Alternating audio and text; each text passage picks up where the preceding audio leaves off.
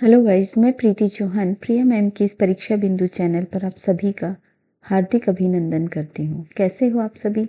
Hope so अच्छे होंगे, आपकी तैयारी अच्छे से चल रही होगी। देखिए, आज मैं आपसे बात करने वाली हूँ एक बहुत ही महत्वपूर्ण सिद्धांत के लिए, जो है कि मनोविश्लेषणात्मक सिद्धांत। देखिए, सिद्धांत में कहाँ कहाँ से आपसे सामान्य चीज़ें पूछी जाती हैं, सभी के लिए मैं आपसे विस्तार से बात करूँगी। ठीक है, अपनी कॉपी पेन निकाल लेना। महत्वपूर्ण जो भी चीज़ें हैं सब आपको लिख के याद करवाई जाएंगी। साथ के साथ में आप बार बार इनको रिपीट करते रहना। ठीक है, बात करने वाली हूँ मैं आपसे क्या, सिगमंड फ्राइड जी के लिए।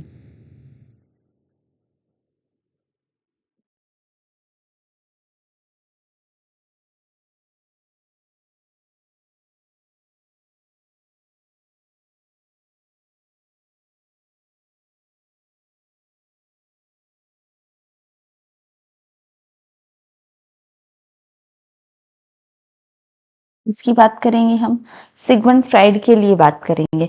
आपसे सीधा सा पूछा जाए कि इनका जन्म कब हुआ, क्या पूछा जाए? इनका जन्म, बेटे इनका जन्म कब हुआ है? 1856 में। कब हुआ? 1856 में। आपसे पूछा जाए कि इनकी मृत्यु कब हुई, क्या पूछी जाए कि सिगमंड फ्राइड जी जो हैं इनकी मृत्यु कब हुई है? 1939। कब हुई है? 1939 में हुई है। ठीक है, आपसे पूछा जाए कि इनका जो जन्म हुआ है, किसका, सिगमंड फ्राइड जी का जो जन्म हुआ है ये कहाँ हुआ है? तो ऑस्ट्रिया में। कहाँ हुआ है?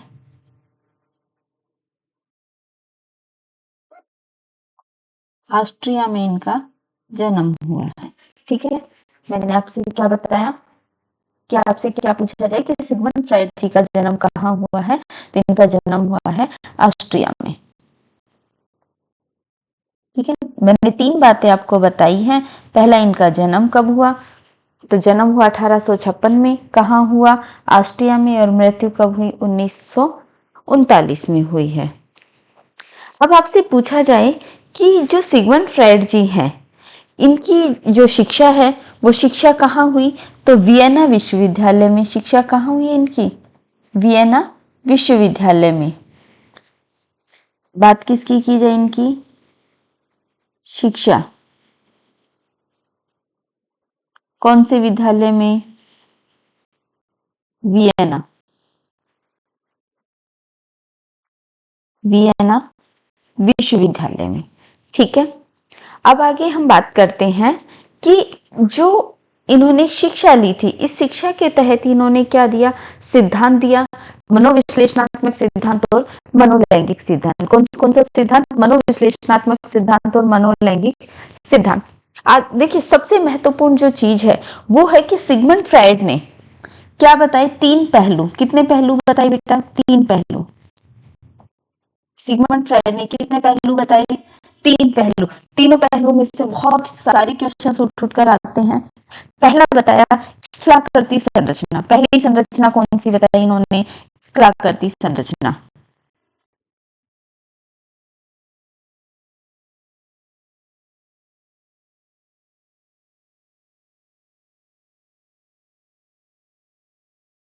कौन सी संरचना? स्थलाकृति संरचना। दूसरी मैं बात करूं कि दूसरा इन्होंने क्या बताया? गत्यात्मक संरचना। कौन सी संरचना? गत्यात्मक। दूसरी कौन सी है? गत्यात्मक संरचना। तीसरा मैं बात करूं, इन्होंने क्या बताया है? मनोलैंगिक विकास सिद्धांत। तीसरा क्या है? मनोलैंगिक विकास सिद्धांत।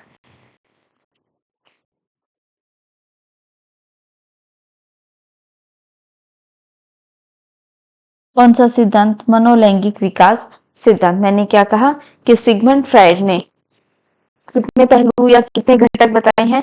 तीन पहलू बताए हैं। गत्यात्मक स्थलाकृति संरचना, गत्यात्मक संरचना और मनोलैंगिक विकास सिद्धांत। ठीक है, अब हम बात करेंगे कि स्थलाकृति जो संरचना है, इस स्थलाकृति संरचना में इन्होंने क्या बताए हैं? मन के तीन प्रकार। मन के कितने प्रकार? तीन। किसके प्रकार बताए? मन के। मन के कितने प्रकार? मन के बताए इन्होंने तीन प्रकार, चेतन, अचेतन और अर्धचेतन। गत्यात्मक संरचना में हम किसके लिए पढ़ेंगे? व्यक्तित्व के प्रकार। किसके प्रकार? व्यक्तित्व के। किसके प्रकार पढ़ेंगे हम? व्यक्तित्व के प्रकार पढ़ेंगे। और बात करें हम किसकी? मनोलैंगिक विकास सिद्धांत। तो मनोलैंगिक विकास सिद्धांत में इन्होंने किसकी बात की है? काम प्रवृत्ति की। किसकी बात की है इन्होंने? काम प्रवृत्ति की बात की है। और काम प्रवृत्ति के आधार पर इन्होंने विकास की कितनी अवस्थाएं बताई? 5 अवस्थाएं। विकास की कितनी अवस्था बेटा? 5 अवस्था। सबसे पहले हम बात करेंगे किसके लिए? स्थलाकृति के लिए बात करेंगे। इन्होंने स्थलाकृति में मन के कितने प्रकार बताए हैं? 3 प्रकार बताए हैं, चेतन, अचेतन और अर्धचेतन। कितने प्रकार इसके भी? 3, चेतन, अचेतन और अर्धचेतन। चेतन में क्या पढ़ेंगे, अचेतन में क्या पढ़ेंगे और अर्धचेतन में क्या पढ़ेंगे, इनकी हम विस्तार से बात करेंगे। ठीक है। मन के प्रकार, किसकी बात कर रही हूं मैं आपसे? मन के प्रकार की बात कर रही हूं। तो सबसे पहले मन के प्रकार में हम बात करेंगे चेतन मन। इसकी बात करूंगी मैं आपसे, चेतन मन की बात करूंगी।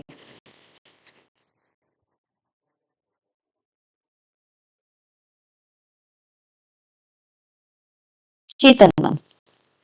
दूसरा कौन सा है बेटा? अचेतन मन। कौन सा मन? अचेतन मन। और तीसरा कौन सा है? अर्धचेतन मन। चेतन, अचेतन और अर्धचेतन। ठीक है। बात किसकी करेंगे? सबसे पहले हम चेतन मन की बात करेंगे। किसकी बात करेंगे? चेतन मन की बात करेंगे। देखिए, सिगमंड फ्राइड महोदय ने जो मन के 3 प्रकार बताए हैं, इनकी जो तुलना की थी वो बर्फ की सिल्ली से की थी। किसकी सिल्ली से की थी? बर्फ की सिल्ली से की थी। कहानी क्या बताई उन्होंने कि एक बार सिगमंड फ्राइड महोदय कहाँ बैठे थे? समुद्र किनारे बैठे हुए थे और उन्होंने देखा कि पानी के बहाव के साथ कोई पानी का पत्थर बह के आ रहा है, जिसका कितना प्रतिशत हिस्सा दिखाई दे रहा था?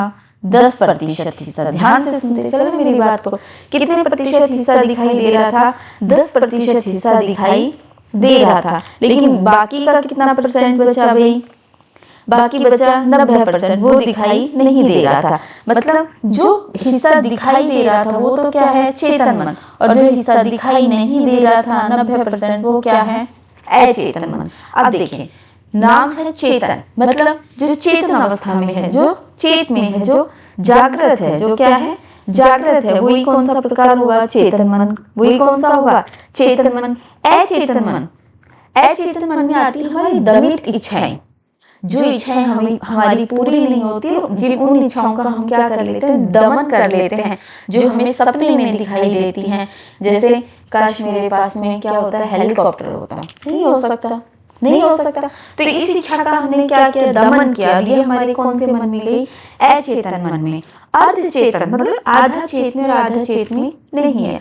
अर्ध का मतलब होता है आधा।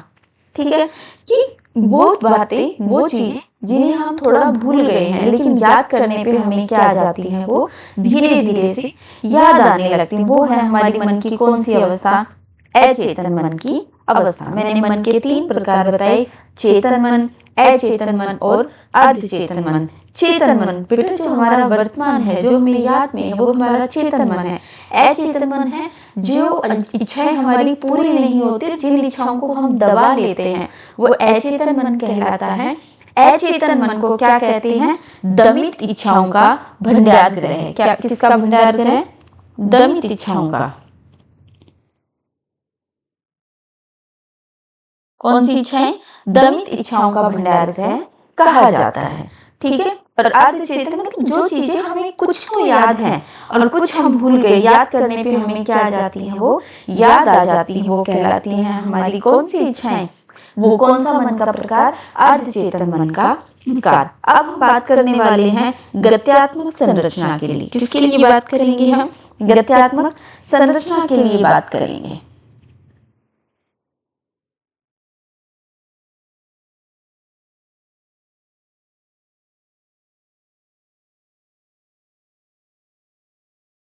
अब हम बात करेंगे किसके लिए बेटा?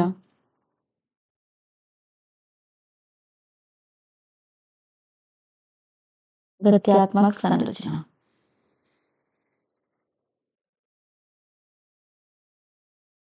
कौन सी संरचना? गत्यात्मक संरचना। गत्यात्मक संरचना में जो हम बात करने वाले हैं, हम बात करेंगे इसमें व्यक्तित्व के प्रकार। किसके प्रकार? व्यक्तित्व के प्रकार। 3 प्रकार बताए। पहला इदम, दूसरा अहम, ध्यान से सुनते जाना, और तीसरा परम अहम। परम अहम। फिर से मेरी बात सुनो।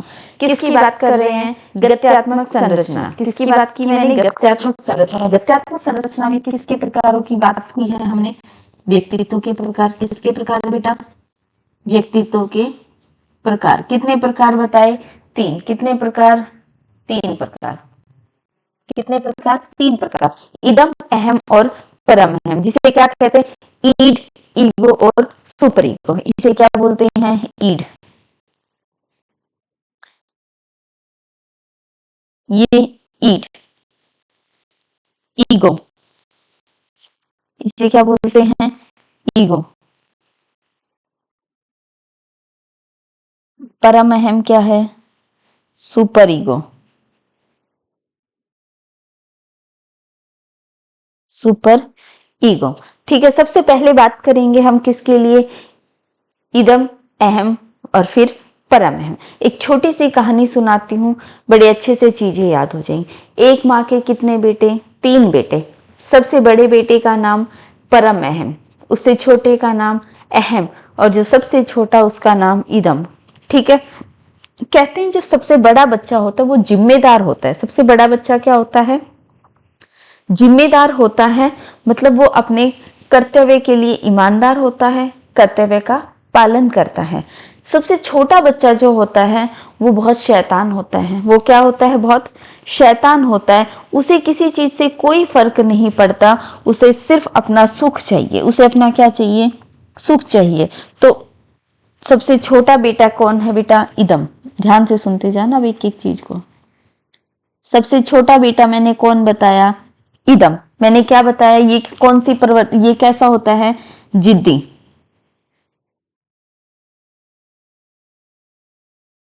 ये क्या होता है? जिद्दी। इसे सिर्फ अपना सुख चाहिए। इसे क्या चाहिए? सिर्फ अपना सुख चाहिए। मतलब ये जिद्दी प्रवृत्ति का होता है, सुखवादी होता है। क्या होता है? सुखवादी होता है। इसे सुखवादी सिद्धांत भी कहते हैं। ठीक है। अब देखो, जो जिद्दी होगा जरूरी थोड़ी ना उसकी सारी जिद पूरी हो, नहीं होती। तो कुछ जिदों का क्या करता है? वो दमन कर लेता है। तो ये इदम मन का कौन से प्रकार में आता है बेटा? अचेतन। मन के कौन से प्रकार में आता है? अचेतन प्रकार में आता है। इसे किसी अच्छे बुरे से फर्क नहीं पड़ता। इसे सिर्फ क्या है? इसे सिर्फ अपनी इच्छाएं पूरी करनी होती हैं। मतलब इसे किसी के अच्छे बुरे से कोई फर्क नहीं पड़ता है। ये क्या होता है? ये एडजस्ट नहीं करता। क्या नहीं करता? एडजस्ट नहीं करता। ये कुसमायोजित होता है। कैसा होता है? कुसमायोजित। कैसा होता है बेटा? ये कुसमायोजित। मतलब ये समायोजन करना नहीं जानता है, एडजस्ट करना नहीं जानता है। ठीक है। इदम कैसा बताया मैंने? सबसे छोटा होता है, जो जिद्दी होता है, सुखवादी होती है, इसे अपना सुख चाहिए, जिसके लिए कोई एडजस्टमेंट नहीं करता। और मन का कौन सा प्रकार होता है? अचेतन मन के प्रकार में आता है। अब हम बात करेंगे किसके लिए? अहम के लिए। किसकी बात करेंगे हम? अहम के लिए। अहम है दूसरे नंबर का भाई। अहम कौन से नंबर का भाई? दूसरे नंबर का भाई। अहम। ठीक है। ये अहम क्या करता है? ये अहम वास्तविक जानकारियां देता है। ये वास्तविक, तो ये कौन सा सिद्धांत कहलाता है? वास्तविक सिद्धांत। कौन सा सिद्धांत? वास्तविक सिद्धांत। वास्तविक सिद्धांत। ठीक है। अहम जो होता है ये सबसे अधिक बुद्धिमान होता है। ये सबसे अधिक क्या होता है? बुद्धिमान।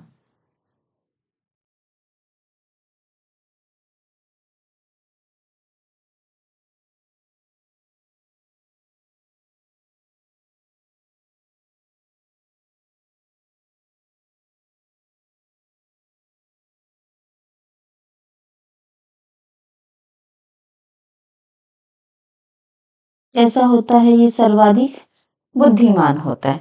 ठीक है, इदम और परम अहम के मध्य ये क्या करवाता है, समायोजन। क्या करवाता है, समायोजन। तो ये कैसा हुआ, समायोजित। कैसा हुआ बेटा, ये समायोजित। समायोजन ये क्या करना जानता है, एडजस्ट करना जानता है। ठीक है, आगे बात करेंगे किसके लिए, परम अहम। किसकी बात करूंगी मैं आपसे, परम अहम की बात करूंगी। परम अहम जो होता है, परम अहम किसकी बात करूंगी मैं आपसे, परम अहम। देखिए, परम अहम जो होता है ये सर्वाधिक ईमानदार होता है। कौन, कैसा होता है ये, सर्वाधिक ईमानदार होता है। ये को इसे पुलिसमैन की क्या दी गई है, संज्ञा दी गई है। पुलिसमैन की क्या दी गई है, इसे संज्ञा दी गई है। अब आगे हम बात करेंगे किसके लिए, कि सिगमंड फ्राइड ने, किसने, सिगमंड फ्राइड ने मूल प्रवृत्तियां बताई हैं। सिगमंड फ्राइड ने क्या बताई है, मूल प्रवृत्ति बताई है, जो जिजीविक्षा और मुमुक्षा है। ठीक है, जीवन मूल प्रवृत्ति और मृत्यु मूल प्रवृत्ति, सबके लिए विस्तार से बात करेंगे। सबसे पहले मैं आपसे बात करती हूँ, मैंने आपको बताया मनोविश्लेषणात्मक सिद्धांत। कौन सा सिद्धांत मैंने आपको बताया, मनोविश्लेषणात्मक सिद्धांत मैंने आपको बताया, जिसमें मैंने बताया कि इन्होंने अपने 3 घटक बताए। पहला बताया स्थलाकृति। कौन सा बताया है, पहला स्थलाकृति। स्थलाकृति में मैंने आपको मन के प्रकार बताए, चेतन मन, अर्धचेतन और अचेतन मन। तीनों की मैंने विस्तार से आपको जानकारी दी। फिर हमने बात की गत्यात्मक मॉडल, इदम, अहम और परम अहम। इसके बाद हमने बात की है किसके लिए, मानव लैंगिक विकास सिद्धांत। इसमें मैंने विकास की आपको कितनी अवस्थाएं बताई, कि इन्होंने काम प्रवृत्ति के आधार पर, किसके आधार पर बेटा, काम प्रवृत्ति के आधार पर इन्होंने विकास की 5 अवस्थाएं बताई हैं। पहली जो अवस्था है, पहली जो अवस्था है वो कौन सी है, मुख्य अवस्था। दूसरी है गुदीय अवस्था। तीसरी है लैंगिक अवस्था। चौथी है प्रसुप्ति अवस्था। और लास्ट कौन सी है, जनेंद्रिय अवस्था। समयावधि इनकी पूछी जाए तो मुख्य अवस्था जन्म से 1 वर्ष तक की होती है। गुदी अवस्था कब की होती है, 1 से 3 वर्ष की होती है। लैंगिक अवस्था 3 से 6 वर्ष की, और प्रसुप्ति अवस्था 6 से 12, और जनेंद्रिय अवस्था 12 वर्ष के बाद की होती है। ठीक है, इस सिद्धांत की मैंने आपको पूरी की पूरी जानकारी दे दी है। अगर किसी भी विद्यार्थी को कोई समस्या है, आप मुझे कमेंट्स करके बता सकते हैं। आज की इस क्लास को हम यहीं समाप्त करते हैं। धन्यवाद।